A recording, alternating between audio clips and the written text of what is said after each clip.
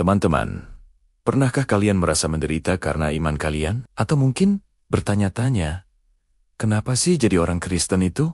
Kok kayaknya banyak cobaannya? Ternyata penderitaan itu bukanlah hal baru dalam sejarah kekristenan. Sejak dulu, banyak tokoh Alkitab yang harus melewati berbagai kesulitan demi memberitakan Injil Yesus Kristus. Tuhan Yesus sendiri sudah mengingatkan dalam Matius 24 ayat 9 bahwa menjadi penggikatnia bisa membuat kita dibenci dan hidup jadi tidak nyaman. Tapi menariknya, semangat para pemberita Injil seperti Rasul Paulus justru tidak pernah padam. Hampir setengah isi Perjanjian Baru adalah kisah pelayanan dan surat-surat Paulus yang penuh dengan cerita penderitaannya karena Kristus. Nah, ada satu ayat yang sangat menarik dan seringkali menjadi perdebatan, yaitu Kolose 1 ayat 24.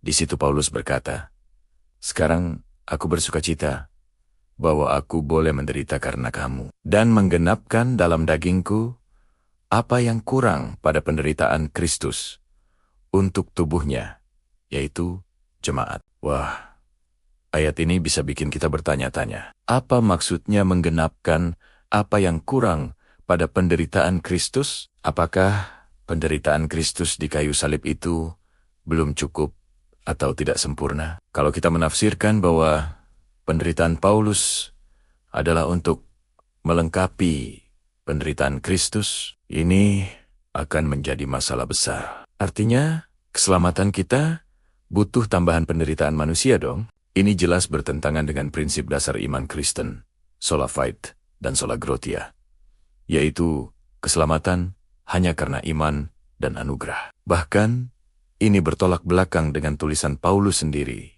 di Efesus 2 ayat 8-9.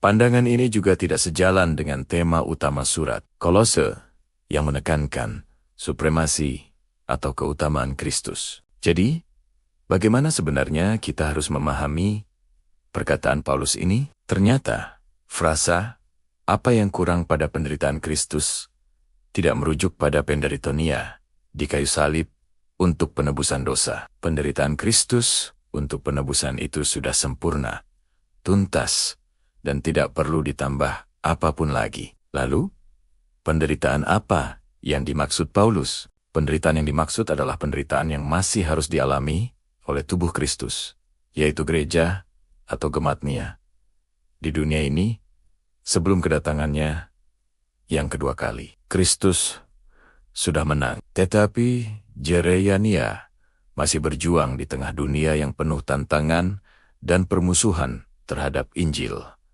Jadi, ketika Paulus menderita, ia tidak sedang menambahkan pada karya penebusan Kristus. Sebaliknya, ia sedang mengambil bagian dalam penderitaan yang memang menjadi bagian dari panggilan gereja. Ia bersukacita karena melalui penderitaannya, Injil semakin tersebar luas, dan jemaat di Kolose dikuatkan. Penderitaannya menjadi sarana bagi Kristus untuk bekerja di tengga-tengga hemat. Ini adalah sebuah kehormatan, bukan beban. Penderitaan Paulus adalah bukti cintanya kepada jemaat dan kesetiaannya kepada Kristus. Jadi, teman-teman, ketika kita mengalami kesulitan karena iman kita, ingatlah, teladan Rasul Paulus itu bukanlah tanda bahwa penderitaan Kristus kurang, tetapi justru sebuah kesempatan bagi kita untuk berpartisipasi dalam pekerjaan Kristus di dunia, untuk menjadi saksi